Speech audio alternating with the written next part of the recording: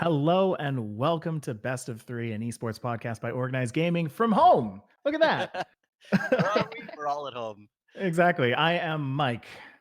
Yes. Oh, I am Alex Kim. And with us today, we have Dominique Gelineau, the general manager for Toronto Ultra. Dominique, thank you for joining us today. No problem. Thank you very much for having me. It's great to be here. Dominique, you have quite the resume as it pertains to esports. I would love to kind of dive into that a little bit, just right off the top. Um, we can start pretty much all the way from when you graduated university there as a Call of Duty coach. Can you tell us a little bit about that? Yeah, so I got into esports I discovered esports in 2012 when I was still in university. A school friend of mine introduced me to Twitch because I was one of those kids that just played COD in my dorm room, like most people. Right. And I was one of those kids like, oh, my KD sucks. I need to get better at this. And he said, oh, you should check out this website called Twitch where people play, people stream their games live, and you might learn something there. So turn it on. Quickly discover that there are professional players, and didn't Yeah. know that was a thing. You find someone on Twitter, and then you go look at their other social profiles, and before you know it, you've gone down the rabbit hole. And once I discovered the community, I was like, this is something really cool that I want to be a part of. So I reached out to an all-female team, and said, hey, I don't know anything about esports, but it seems like a really cool space. I know about business and leading teams. Would Right. you be willing to teach me? So this team picked me up as their coach and manager. Spent a few months working with them, realized that team management was not quite the right fit for where I was in my life. And I thought, you Why know was what? that? Um, I think at 21, 22, being responsible for four or five other individuals while on the road, while you're still trying to figure yourself out, is a Yeah. challenge. Yeah, So it's it's tough. it's definitely a lot easier being a few years older, having more of that professional experience, and Mhm. being more secure in who I am. As a manager, you often have to put your foot down, and sometimes take a position that um, is best for the business or for your partners. And regardless of whether or not that aligns or differs with your personal opinion, it's part of the job.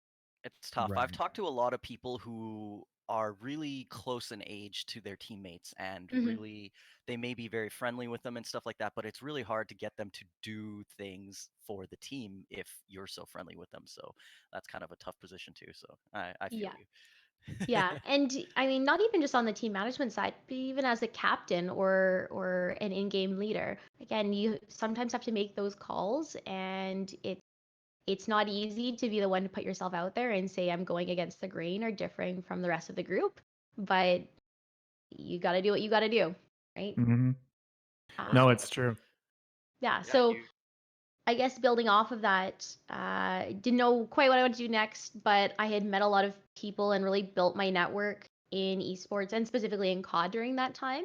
So I was introduced to a group called Rivalcaster, and they Mm. were an online group that ran show matches for AMs and for the pros at the time, because this was really before there was more of that clear separation between professional level and we'll call them like top AMs or semi-pro yeah. players. Right. This was like back when everyone said they were a semi-pro. Yes. You would go to someone's bio and they're like, semi-pro, top 64 at this event. I'm like, oh, I don't know if that's quite right, but I feel like it's well, still people still do that, like, "Oh, Oh, I'm yeah. a pro player for this org that I've never heard of." Like, yeah, yeah. I'm really good around my friends, and so I'm semi-pro? Yeah, exactly. Yeah, or but like, it's a you stepping placed stone. well in this one online tournament, and Yeah, yeah. that's, yeah, exactly. Well, So everyone needs a starting spot, right? So you start Yeah. yes, somewhere and you work your Humble way up. beginnings. yep. Yes. Yeah. So I was introduced to Rival Caster, and they said, why don't you come on our show and try casting? I was like, that sounds terrible. I was at the time still pretty introverted and not really comfortable with the idea of putting myself out there that much. Mhm. But I thought, you know what? I'm going to try something new, keeps me engaged with esports. So I started doing show matches with them. there wasn't really any female representation in on-camera talent at the time, regardless of whether it's hosting, analysts, interview, casting. We just didn't really have anyone. I think there was one female caster and one female interviewer before me, and now our community has expanded where we've had people like Jess Brohard and Katie leading the desk, leading our interviews. We've had Alley Cat, who's been a female analyst, Lemming Huey, who's moved on to Owl and Contenders. Like there's just there's a lot more development and representation there, which is really great. And so it's been really cool to see the scene kind of expand on that front in the last few years. But I think there's a lot of work to do there. On the competitive side too, like there's a lot of people on the analyst desk and a lot of females, sorry, on the analyst desk and everything, but in terms of like actual competitive players, I think we need some more female representation. Definitely. And that's one of the things that groups like Female Pro League have tried to address in the last few years. Oh yeah. Or even female leaders in this space like Amelia over in the EU scene. She's one of the top amateur players over there and still struggles with finding teams in large part because people don't take her as seriously, which is unfortunate because she has outplaced most of them and is mechanically more gifted than most players in that community. Right. So it's, and then you even think of people like Dream Crazy, right? Dream Crazy has been one of the most established people in competitive COD, especially in the AM scene in the last few years, helping to develop kind of, we'll call them up and coming talent. But she also has trouble finding teams. And then you think about, okay, well, do you look at building female teams instead? And that comes with its own challenges. Oh yeah. So I think there's no easy answer. Diversity inclusion is a really hard topic. I spent the last few years of my career working in HR and recruitment, and particularly in the tech sector, we're still figuring out what that looks like. I was working. You felt this for yourself as well. Totally. Yeah, and I think it was one of the reasons why I stepped back from casting at the end of 2013. So this was going into Advanced Warfare. The trying to, again, at that age, you're still trying to figure out who you are, what you want with your life. I didn't know if I wanted to go back to school and go to law school or if I wanted to just work or stay in esports. And then also being Canadian, that poses its own challenges because this was back when immigration for esports was really hard, especially on the talent side. I think Benson was the first person in esports, or at least in COD, to be brought to the US on an O1 visa, which is someone with extraordinary talent, which basically tells the government, like, you have to sell on why you have to have this person and no one else, and their skill set and experience are so unique that you just can't hire a US citizen or green card to take on that role. Similar to what we have on the Canadian side, there are a lot of immigration laws around that. And so it just didn't seem like a good opportunity for me at the time. So I decided to leave casting. I had done some MLG events, UMG, lots of online stuff with Rivalcaster, and in my head at the time, I had always thought, I'm just going to take a year or two off, work, come back. That was kind of my indecision through that whole mental process. And then as you get settled into a career, you start working and making money and moving up the career ladder. And I thought, oh, this is actually really good. Like, I'm really enjoying this. I got to go work at Activision for a couple of years. So I was actually credited in World War II, which was the return to boots on the ground at the same time. Yeah. So That's for me, that crazy. was like knowing that I started in esports during boots on the ground and then being credited in the return to boots on the ground after 3 years of jetpack was just like this bucket list, big check. Dad, I did something cool with my career moment. That's absolutely crazy. That's like and an accomplishment. Yeah, for sure. For the listeners, can you tell them a bit about what that is? With being credited or? Yes. Oh yeah, so being credited means at the end of the game. So in something like Call of Duty, for example, you'll find it either in the settings or at the end of the campaign. You'll have the full credits come up, just like you would see in the movies, and it's the publisher's way of saying thank you so much to everyone who has put in their hard work. Everyone who Plus having, contributed. of course, getting paid for your hard work, but that public, visible thanking and acknowledgement of everything you've done. Mhm. And so the studio that I worked for is a studio called Demonware. And they're not Okay. really heard of because when people think of Activision, you think of your big three development studios. And Demonware are a smaller studio across three different countries, but they have one of the most important pieces of Call of Duty, which is working on the middleware, the online technologies, Online. I matchmaking, like see. all of these crazy important pieces that you don't really think of until you're in the game and then everyone complains about it. Well, what's the Like biggest thing that people complain about in esports? Online, right? So it's the online, yep. most important part. Yeah, and then in COD, close second would be your like matchmaking and ranked. Mhm. Of course. But these are all like the people I worked with at Activision and at my studio Demonware are incredibly smart software engineers, product and project managers, um, business services folks that come from big companies. Like these are people that used to work at Amazon or Google or Facebook, and they chose to come and work on Call of Duty because from a technical perspective, it's just such a unique opportunity, right? We hear about all these numbers of 50 million people playing Warzone or how many people downloaded pre-downloaded the game before launch day. Um, Yeah. but they don't think about all of the work that goes into that and how much you have to put in to make sure that the servers are stable, right? We heard about this Oh with yeah. Valorant, where Riot had to stagger, they had to actually stop giving out beta codes on the first day because the With servers were having issues with the Right. load. So it's a very unique challenge that you deal with from a technical perspective, and it's really what drew a lot of people to the space was not necessarily the product itself, but going into STEM, they wanted to solve challenges and work on these really unique things. So very similar motivation to me wanting to go work at Activision and understand the unique challenge that they had on the back end, going from a player to the business side. Right. And it was a really good learning opportunity for me to really appreciate what goes on behind the curtain. Because like you said, Alex, as players, we miss, like we don't hit a shot that we should have, or we get a random ping spike, and our oh first yeah. instinct is it wasn't my fault, right? You want to Yeah. defer the blame. It's the Like game or it's exactly, yeah, Yeah. yeah. exactly. It's everyone else's fault except mine. Oh And at man. the very least, it gave more of that human element to the experience, much like we look for in esports, right? In esports, we're going from playing competitively in GBs or on ranked ladders or any sort of online experience, and we want to create that human connection. Yes. It's one of the things that we're all struggling with right now through this COVID crisis is that we're missing that human piece.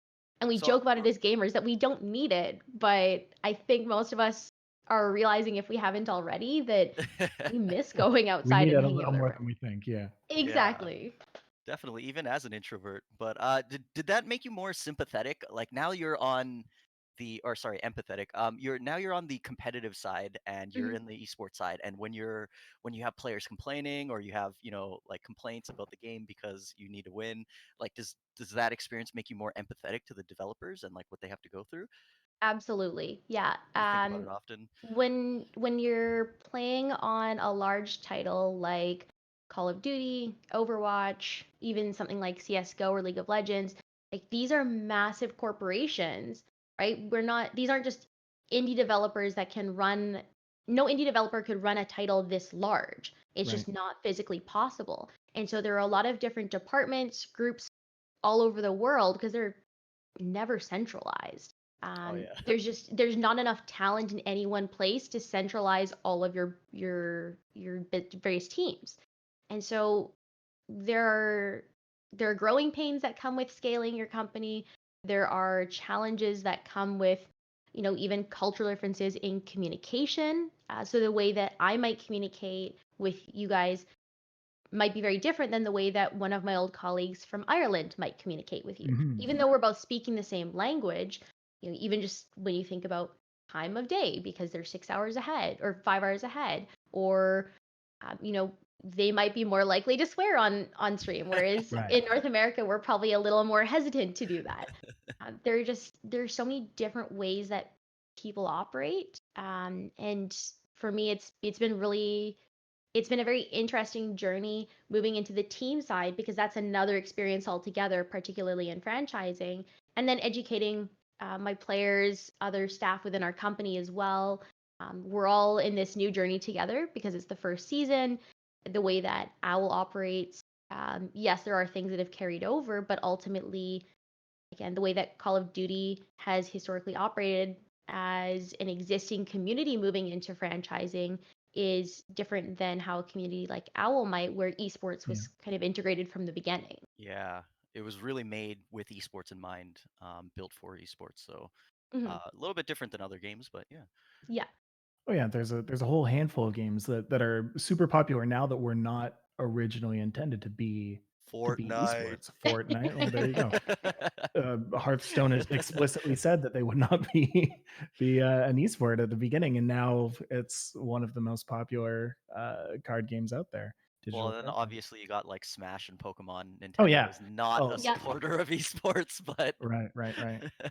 let's be glad we're not there right now. But yeah. Mhm. Well, um. Yeah. Sorry. Go ahead. I was about to say with that, I want to get more into Toronto Ultra, but first, let's take a short break. When we come back, we'll talk about Toronto Ultra. We'll talk about your role within it, and we'll get into that. So we'll Yeah, I see want to know you. what you do every day for a job. Yeah, really. So do my parents. So we're in good hands. This is the time to tell them. Exactly. I'll send them the clip afterwards. Sounds good. All right, we'll see you in a sec.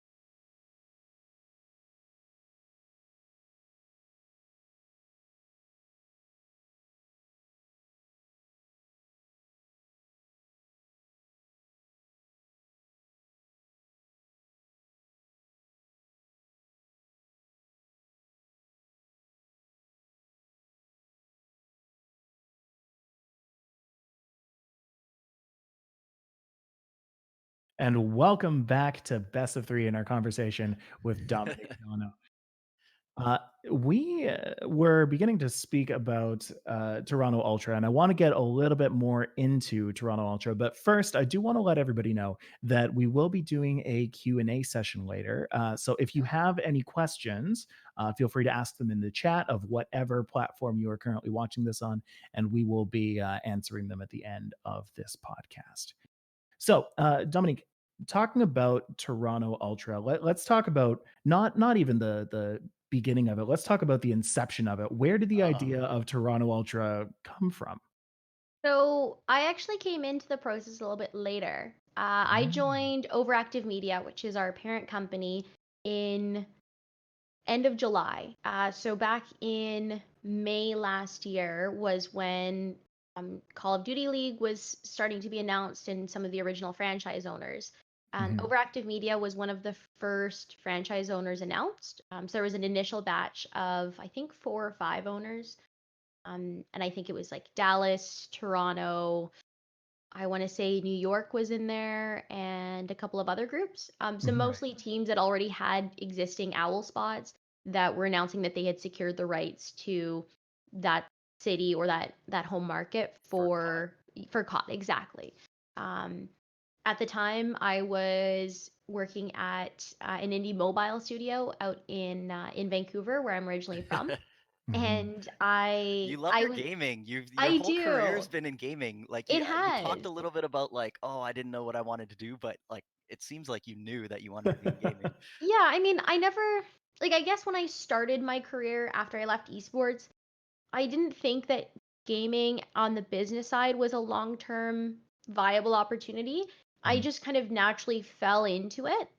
So when I left esports, I was working at Best Buy's Canadian head office in Vancouver, and I was doing nationwide recruiting there. Um, and when I was at Best Buy, the job at my old studio at Activision happened to come up. And then when I was wrapping up my contract at Activision, because it was a maternity leave coverage for a year and a half, Got Oh it. and wow. when I was wrapping that up, then an opportunity came up through a friend of mine who worked in a mobile game studio. So I had built those connections in my local esports community or in my local games industry, but I never really thought of it as where I would end up or stay by any means. So Um, how do you I feel now? I'm very grateful every day. No matter how stressful my day is or how much I'm just like, oh, it's 3 in the morning and why am I looking at this email? Um, at the end of the day, like I'm very grateful to work in a space where I can connect with the product and I can be proud of the work that I'm doing. And I can actually see the value and like the joy that our industry brings. Oh Being yeah. able to Mhm. go on the COD competitive subreddit and seeing people excited and like cheering our team on. Even like I know the folks from all of the other teams, and they're all amazing people to collaborate with as we're continuing to build up COD esports and the Call of Duty League. Um, but I know that obviously our team doesn't have the biggest brand or like the most notable players, right? When you compare us to someone like a Chicago or an Optic, Yeah. like we don't have those huge brands, um, but we have some like we just have this really unique story, and I don't know if it just plays into the whole we're the only Canadian team, we're a country known for diversity, but it's just been a very interesting journey that I didn't expect. Like when I look at my life even a year ago, and I was working at this was so a year ago was just before the first franchise spots were announced. So if Right. you Mhm. think about that for a second, that's crazy that a year ago, It didn't even no exist. teams, yeah, a year Yeah. ago, Toronto Ultra didn't exist. None of the teams in Call of Duty League existed officially. There were obviously rumors that franchising was going to happen because we were Yep. seeing how Owl was working. Um, but in the span of a year, we have put together 12 teams from around the world. We've had one, two, three, four live events Right. in a month and a half. We've dealt with a global pandemic. We have adjusted our league a couple of times, right? Because originally we were on that owl schedule of single matches, Right. shifted Right. over to that tournament format, and then obviously with COVID-19 moving to online, which Traditional. Yeah. it sounds simple, but it's not. Not at all. So Um, you were speaking about like yeah, how like when did you get started with Toronto Ultra? Like when did you come into the process? Was the roster already locked or like no, so I came in towards the end of July. So Right. this was a couple of months after they had been announced as owning the Toronto spot. mm, Um, we were the first franchise to announce any front office staff. oh, Um, okay, yeah. so up until that point, like I was announced before the last couple of teams were actually announced. I Oh remember wow. we did the announcement around champs last year because we had Right. filmed some content, and I think a lot of people were surprised to like see me going around with like our content team and Mhm. at the time with the Splice team because Overactive Media acquired Splice Right. last year. Right. And I think for a lot of people, like seeing someone like me come back into the space was kind of a shock of, oh, the world is changing, right? And it's just a different situation now. So I came in end of July. This What was right was after Miami. Okay, so like what was done at that point? Like when did you come in? Like did you guys have the name, the branding? Like you guys didn't have the roster yet. The So roster hadn't happened yet because the previous season or the last season for CWL was still finishing. right. Mhm. The company had already like pretty much finalized a lot of like the branding and the business side of things, Right. which was really helpful because then when I came in, it like I kind of knew where I was starting from instead of building from the ground up. One of the really great things about Overactive Media and one of the reasons that I decided to take this role and join the company is the fact that we are treating it as a sports and entertainment business and not just an esports org. And I Right. think Right. that's the shift we're starting to see with some other companies in the space as well is you're moving away from having esports teams and the focus being purely on winning. Obviously winning is important and it certainly helps with the message. But the brand is often more than that, right? Just like players are more than just how they perform in game. They're people outside 100%. of game that need support. They're people that want to stream and have these other opportunities.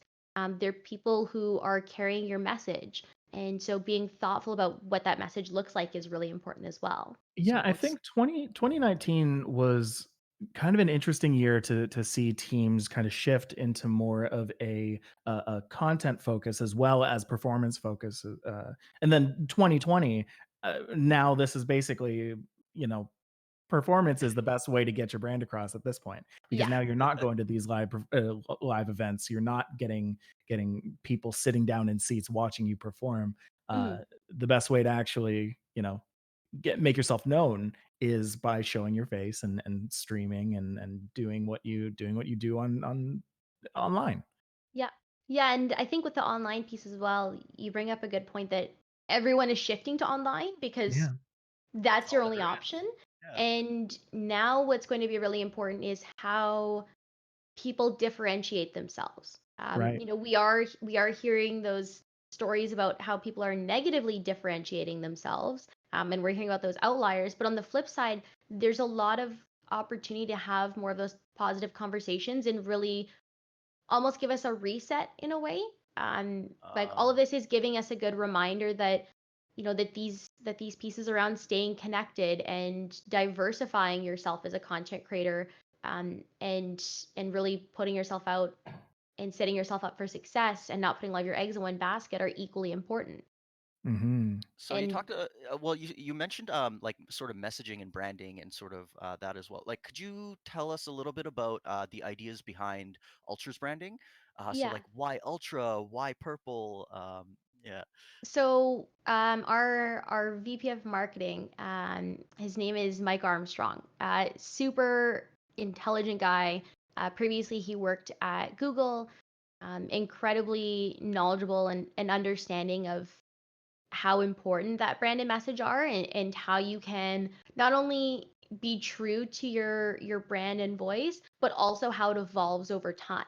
And that's going to be one Mhm. of the really important things for our franchises as we move forward is that over time our brand might have to evolve because our world is changing and Uh because our demographic is changing and our message might not resonate with fans anymore.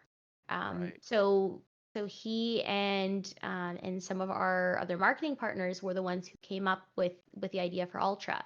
Mhm. So one thing you've probably heard of or noticed is that our logo is like Ultra in all caps with the little like circle icon in the corner, and a lot of people think it's meant to be a trademark symbol at first, and it's partially that, right, to really reinforce the idea that it's a brand and not just a team. Right. But for people who are from Toronto, we know that it's actually A the squirrel. squirrel. Yeah, it's a Yeah, squirrel. yeah. Yeah. Mhm. So for people who were at our brand launch party, they were introduced to Tilt for the first time, which is an albino squirrel mascot, and he'll show up every once in a while, and Tilt does Tilt things. Tilt Yeah. does and tilt no things. one can really understand or just like you have to see Tilt in action to Okay, really wait. understand. While we're on the topic, I would love to. We were actually at the Toronto Ultra launch party, and Hmm. we made a little recap video. So if we could play that, maybe we could show everybody sort of what it looked like, and we can talk from there. Sounds So if good. we could play that video, which is in the corner right now. There we go, Mr. Producer. Perfect. Yeah. So let's see a little bit about what it looked like. Zach Zoya was there. Amazing, actually. I had never heard of him. Yeah, he's a big up and coming talent in the music world. Oh man, and Rebel is an amazing man. It was fantastic. Such a good spot to have everybody Yeah. together. And there's Tilt. Yeah, Tilt is just see, like I said, Tilt's just casually hanging out on the balcony, just kind of every once in a while you would look over and you'd see him nod. My best Tilt story is after we announced the team, Marky B, our head coach, and I were invited on stage, and we were doing an interview. We were doing a quick live interview with the host, and I Mhm. remember walking onto the stage, seeing like this giant crowd all cheering for us. Wow, this is the moment of everything coming together and this all being a reality and everything we've worked for led up to this moment. And I remember scanning the crowd and then there's an anomaly. And I look up and sure enough on the balcony level, there's Tilt by himself just doing this like He literally was wait, there, arms crossed or hands in pocket, or just the in my whole case night. he was leaning on he was leaning on the balcony rail Right, and like right. leaning forward, when you're conversing with someone and they kind of lean in because they're engaged and excited. And I felt like he was staring into my soul at that moment. And like there's no other way to describe it than he just looked at me and I was like, oh gosh, what am I supposed to do next? Am I supposed to acknowledge you? Am I supposed like hi Tilt? So where did the concept for Tilt come from? Like you guys were So looking for a mascot and then or well, we wanted something that was really representative of us as a city and really played into the fact that Ultra is a fun brand. We like you know what? We play games, we compete, but at the same time, we don't take ourselves too seriously. Like I mean, even if you like at the very end of that the video, there's a shot of methods, right? And he's like looking over at his teammates like laughing and smiling and I think that's really important, especially in the current global landscape. That Mhm. as stressful as it is, and as much as there is going on, no different than in competition, we all have to be able to enjoy it a little bit and really just find the silver lining or the positivity in the experience. And at the end of the day, be able to let go of whatever's happened. It's part of the reason why I stayed in games was like I said earlier, I identify with the product. It's something that's brought me personal happiness and joy, and I love Right. seeing that with other people. And even though at the end of the day, this is a job and this is business, and like I said earlier, sometimes we have to work off of plans that aren't perfect or we don't necessarily agree with all the time. There is that flip side of still being able to enjoy it and finding the good things that come out of it, right? Not everything is all good or all bad. I yeah, for think we sure. as a society struggle with the balance sometimes. I know I certainly do. Mhm. But if I'm going to work in an industry like games and I'm not going to have some fun out of it and make the most out of it, then what's the point? Like something that my dad always said to me that I actually refer back to a lot is he tells me that there's no like right and wrong decisions. There's just decisions and you make it and can you live with that decision? So Yeah. like do I want to be in gaming? Yes. Can I live with that decision? Sure. So is yeah, no right or wrong. No right or Um wrong. yeah, no right or wrong. So I want to hear more about how you mentioned like there's no real huge big name talent. Like Methods is definitely the most known player on the roster. How did you guys select your roster and sort of what went into putting that together? Like it's such a like diverse team from all over the world. So maybe some Canadian branding in there. Yeah. So to be clear, like we do have large brand individual players. When Mhm. I meant like big brand, I mean like we don't have a Scumby. Yeah, like But like like the very rare couple that are in their own echelon. Like we have very large names, right? Methods used to play for large names like Optic, for FaZe, for Rise.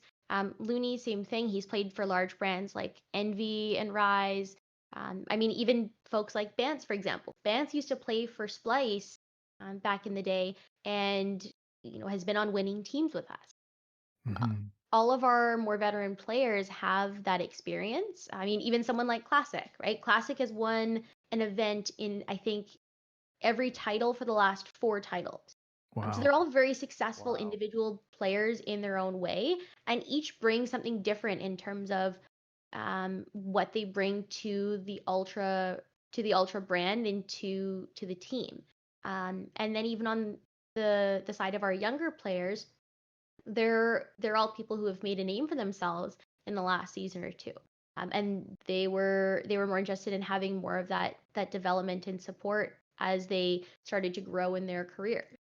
Um, So was that the were you part of the roster selection process? Was that sort of the mentality going in that you'd have sort of some senior players develop some younger players and that's how you wanted to put it together or yeah, so when we started building this roster, we knew that, like everything else that we've kind of talked about so far, that we were going to be doing things a bit different at Ultra. Mhm. Right, okay. It's part of the reason why we went with the 10-man roster this year. Yeah, It you guys signed a 10-man roster off the bat, so that Yeah. was a little bit different as well. Yeah, we assigned all 10 players before some teams had started signing their rosters. So it was it's a very interesting experience thinking not just about how 5 players are going to work together, but even things like the substitution role. That was something Mhm. that we really wanted to bring into play. In COD historically, the sub role hasn't been very utilized or has only been used when necessary. It's usually like if someone has a visa problem, if they're absolutely sick and there's no way they can play. So it very rarely happens, and teams normally don't practice with their subs. Um, with us, at the very least, it gives us a deeper bench where Mhm. we can make some of those adjustments. And we've still had a couple of we've made a couple of adjustments this season so far, and the initial reaction from some fans has been, why is this person not playing? I think that this other player is better, but the reality is it's that idea of the iceberg diagram, and there's only a small portion that people see that's Uh, visible to the public, right? Yeah. Everything Yeah. else is behind the curtain, under the surface. And at the end of the day, people shouldn't be surprised, right? We signed 10 players. I know that casters and analysts and content creators like to joke about how when we come up to events, we've got our mini classroom, or like we've got our mini city. Um, Yep. but it just like it gives us more flexibility. Even just the fact that we can run 2 different practice teams, and it gives us oh, twice as much information on what people are doing in terms of in-game strategy. Not Mhm. just on the CDL side, but also on the challenger side. There's a huge opportunity there, especially in the last couple of seasons where we've seen more players coming up and kind of that next wave of talent coming from the amateur scene. Um, the challengers teams have a lot of very interesting strats that you might not see on the pro side, because on the challenger side you don't have as much to lose, right? right. Mhm. Right? You're more willing to get creative and get dirty with some of your plays. So it's great. Like it just gives us more information overall. Logistically, it comes with its own challenges, like anything else, right? There are not even pros and cons, I would say, but like you said, Alex, it's really about you make a decision and you go with it. There's no right or Right. wrong or good or bad. It just is what it is, and you Mhm. just work with it the best that you can. And Um, Well, and so so like you were talking about the deep bench, and it's like really not unlike the Toronto Raptors who won the championship off that. So, yeah. sorry, Mike, you Mhm. were going to say. Yeah, no, I'll just on the topic of adjusting and adapting, this social climate that we're in right now, the whole COVID situation. How has that changed just general management in general? Like what in general? What's different now than 2 months ago? I think the hardest part is not being able to physically sit down with a player and chat. Mm, Not even just a player, but with with Mark, our coach, with our business staff, even just with general community folks, right? Like I would have mhm, loved to have been able to sit down with you guys face to face and mm, like have a coffee and have some of that dialogue. Like Oh yeah. not to say that the conversation isn't going great, but it is a different there's a different level or depth to conversation I find when mhm, you're physically sitting with someone. It's part of the reason why most businesses are now advocating for mandatory video calls for meeting, mhm, is because there's a lot of communication and layers that are lost by being over the phone or only having that one cue or sense activated. mhm. At least And this way. you get a Oh, go little bit ahead. of yeah, thanks. You get a little bit of that back through video, but then you have the exact exchange that just happened where one person's trying to talk and then another Yep. person stops and yeah, and then someone's kid runs in the room and then it's a whole thing. It does make for some really interesting calls, though. We Yeah, had oh that for sure. our company every week has a Monday morning conference call, just to kind of be able to say hi to everyone and chat with people that you normally don't get to work with on a regular basis. And it's just a nice way to start the week off on on a fresh foot. And so we do a big Zoom call for that. And Right. this week we had a couple of execs whose young children ran in and wanted to take their phone to play games. And so at the end of our call this week, my CEO does like a nice little wrap up to kind of get us motivated for the week. Yeah. And he says, by the way, if you have pets, pets are now mandatory participants for next week. Wow. All It's right, nice. so Yeah, everybody's just kinda gotta roll with it. Like, everybody knows what kind of situation we're all in. it happens even on the Exactly. news. I Yeah. saw like there was a news anchor on TV and his kid ran into the room and it is just what it is. It So is what it Yeah, like is. there's no perfect way to get through this, right? We Yeah. keep hearing the word unprecedented over and over, and I know that the word is going to get worn out, but it is true. Mhm. There's no handbook or FAQs. Like I can't just go on game FAQs and go, okay, how do I beat this dungeon? Okay, well you go left and then you go right and then you go down the stairs and then you beat the boss. Yeah. Um, we don't know how long this is going to go on for. We don't know even what the next 3 months are going to look like, let alone the rest of the year or 2021 and beyond. I think the best that we can all do at this point is over communicate, stay in touch where we can within reason, um, and, just do what we need to do to get through the day, still feeling like ourselves. For sure, for sure. Like, So yeah. we're coming up on the end of this podcast. So what I want to do, I want to ask one more question, and then I want to leave it to the audience. Yeah. sure. So I'll say one more time that if you are in the chat in whatever platform you're on, we're watching them all right now. If you leave a question that you might have for Dominique or for us, or for Toronto Ultra for Organized Gaming, you can type that in the chat. We will be answering those just after I ask this last question, which Sounds is good. in the midst of all of this COVID stuff, uh, Valorant, which we Ooh. mentioned, has come out. What kind of effect do you think that this is going to have on Call of Duty? So, full disclosure, I have not played Valorant too much. Me neither. I in the last few years I've mostly played like League of Legends, Overwatch, COD. Um, Still getting into CS:GO. I grew up on controllers, so that whole Right. adjustment to keyboard and mouse is a bit different. And Valorant very much lends itself to success if you are good at CS:GO. Hmm. So Yes, Overwatch. exactly. So I've played a little bit of Valorant, watched a ton of streams, talked to a lot of folks who've played the game extensively. I think Riot is taking a very interesting approach by stepping back and seeing what the community wants. Hmm. I think it's a very it's a very good way for them to gather feedback and see how things develop organically versus forcing the conversation. Hmm. Um, Right. and then it'll be interesting to see how they help support or develop perhaps some of the more key players in esports, whether it's working with groups like a UMG, for example, or a Shoney Esports, like more of those grassroots organizations. And then also how they tap into some of the other communities. I know that Right. in Overwatch, we are like my roommate is the Defiant GM.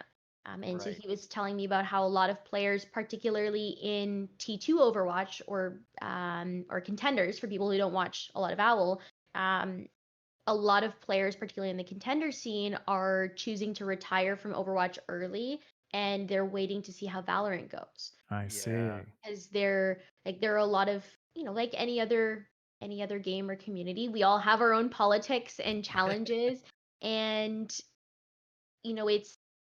it's sometimes it's better to just wait and see how the new game goes.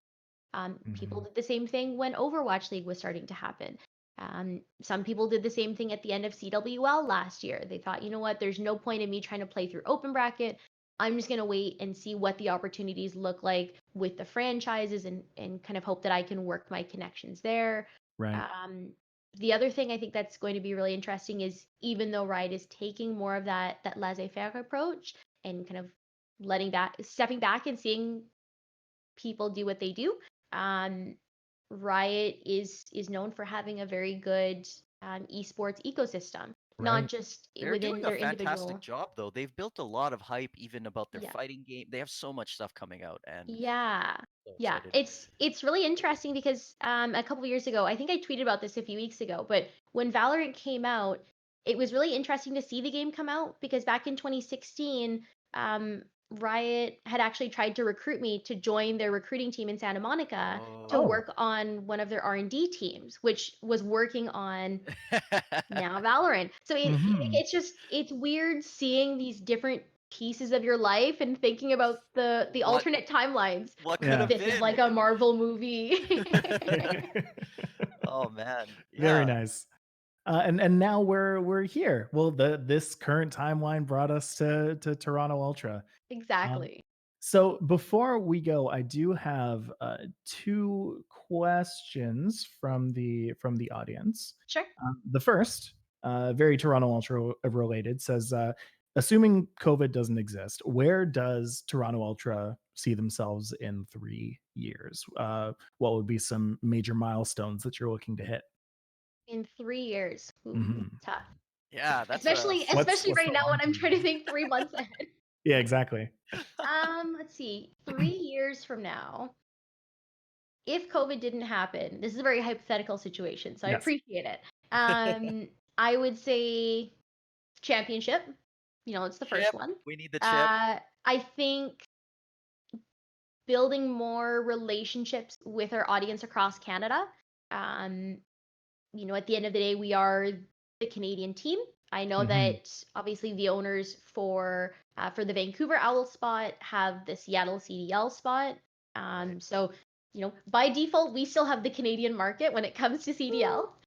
So I think really an opportunity to explore more across Canada and to build relationships with those Yeah. different groups. I'm not saying that because I'm biased towards the West Coast, but it would be really cool to be able to bring a team and say, hey, we want to build more engagement with some of the smaller cities that might not have that opportunity to see a match live, even if it is Hmm. just for like for a 2v2 tournament or for a fan meet and greet. Those are kind of those once in a lifetime opportunities that you might not have Yeah. otherwise. Right. So that would be the second one. Third one, I think really just continuing to establish our training program and ecosystem internally at the company. So we already had a lot of pieces that were starting to come into place. Things around how do we address health and wellness, whether that's Mm. healthy eating, whether that's balancing our training schedule, working out, sports psychologists. Like those were because our league started very quickly. Those were pieces that were starting to come into place especially with support from some of our other franchises that we own in LEC and in Overwatch League. And the timing of COVID was really unfortunate because it was Hmm. like we were in the process of implementing a lot of things. So at the same time, it has been a very good reminder for us that we need to be on our feet and be able to pivot and adapt very quickly to a changing world. Do you guys have are the players staying in a team house or do they live separately? Like how can you implement sort of like the cooking and the wellness and everything? So we have apartments. We chose not to do a team house. In the past, our teams have tried both team houses and apartments. So usually shared apartments with one other player, Mm, and players did respond much better to apartments because it did okay, feel great. more like it felt more like that transition of becoming an adult versus Right. being in almost a frat house, we'll call it. Yeah. You Yeah. get more of that individual space at the end of the day where you can process, decompress. We've Hmm. heard stories about team houses where you have a bad disagreement in practice and then you have to go back and live with them. Now, obviously, if you have a disagreement with your roommate, it's a little bit different. Yeah. Right. But generally, it's we want players to make that transition and feel like eventually when they retire or they go to another team or move into the business side of things that they feel like they've had support and that they've gained something from the experience of being with Ultra. And Right. Right. even during the craziness of the season, it might not feel like it sometimes because there's just so much going on. But at the end, looking back and saying, you know what, I learned how to cook or I learned Mhm. how to write a resume, which sounds crazy to most of us, but some of those things that you miss out on by having such a unique experience and giving them that balance of unique but also still having a bit of a normal life at the end. Hmm. I'm Absolutely. on social media and I see Methods is like cooking a little bit. I see Yeah. Roki cooking a little bit. Like their food Yep. looks good. So yeah, they're doing well. They're doing well, eating well. Cooking's a good way. Yeah. And So I then, have sorry, I had one more question, or I have one question from a local organizer. He wanted to know, are you planning, like, how are you planning to foster the local community? Are you planning to work with any local organizers to do any, community run events or anything like that? I would say in the last few weeks, like our focus first has been how do we get prepared for CDL for our mhm, upcoming matches. Obviously, we just played a week and a half ago, so Right. we had to figure that out first. The community piece is definitely something that we're actively talking about right now. For example, we were supposed to have our challengers event at the end of March originally at right. Anatomy that we had to move to online. That event I think was a great example of how we've quickly pivoted while still keeping that community focus. Our casters were our on-camera talent were all local.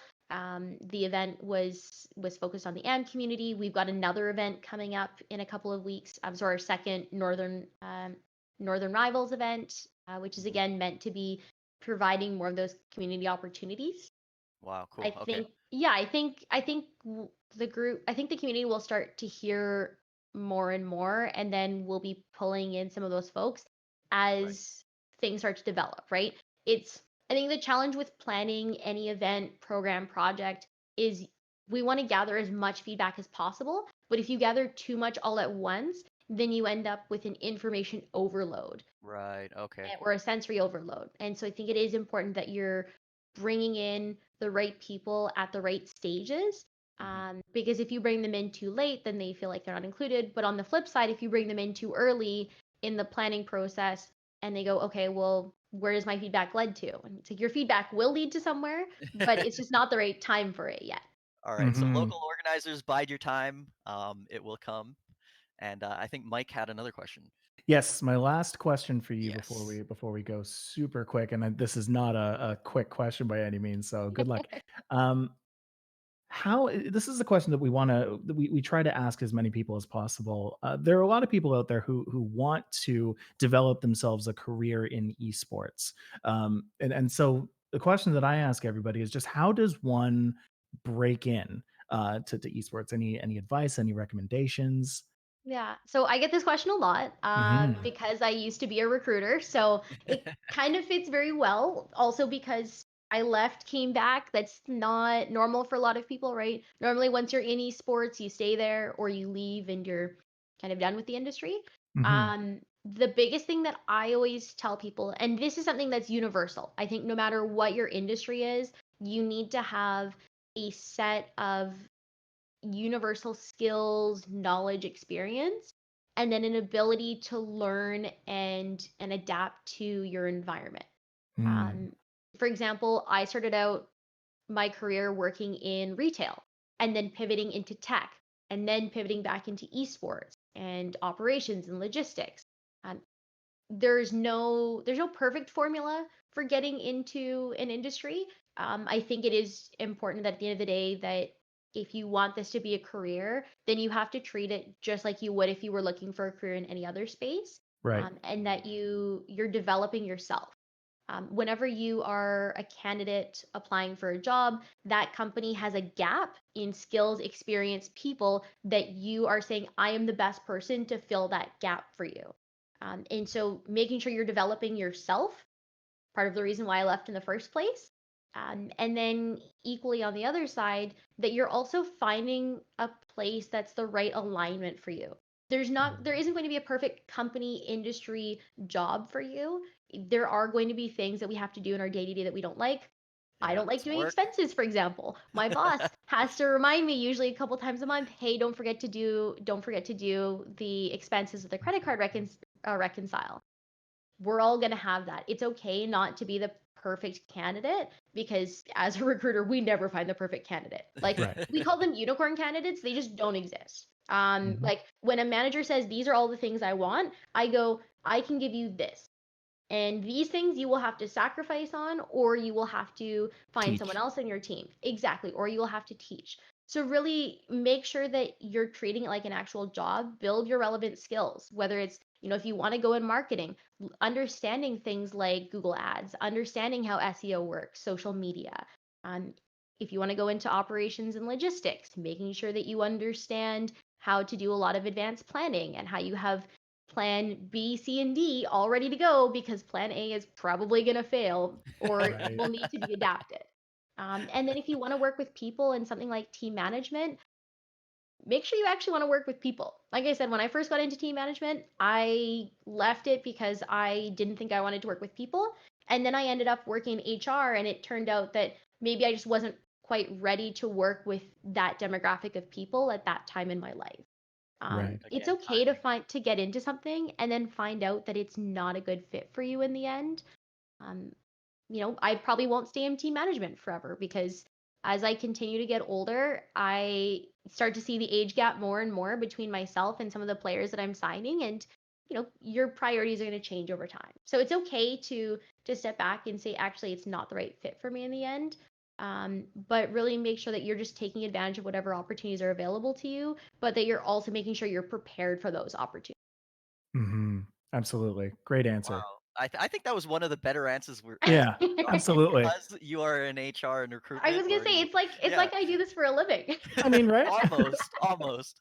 Almost.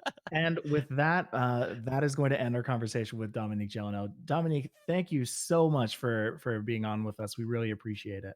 Yeah, I Thank you had very much a for having me. Mm. great time with you. Hopefully, we can get that coffee sometime in the future Yes. after all this is over. Yeah, So, absolutely. yeah. And for those who were listening and watching on Spotify, Twitch, YouTube, um, Dominique, where can people find you? So you can find me on every social platform you can think of. It's at Wisdom12, but it's WI5DOM12. But There you think like Dead Mouse, no S, 5. go.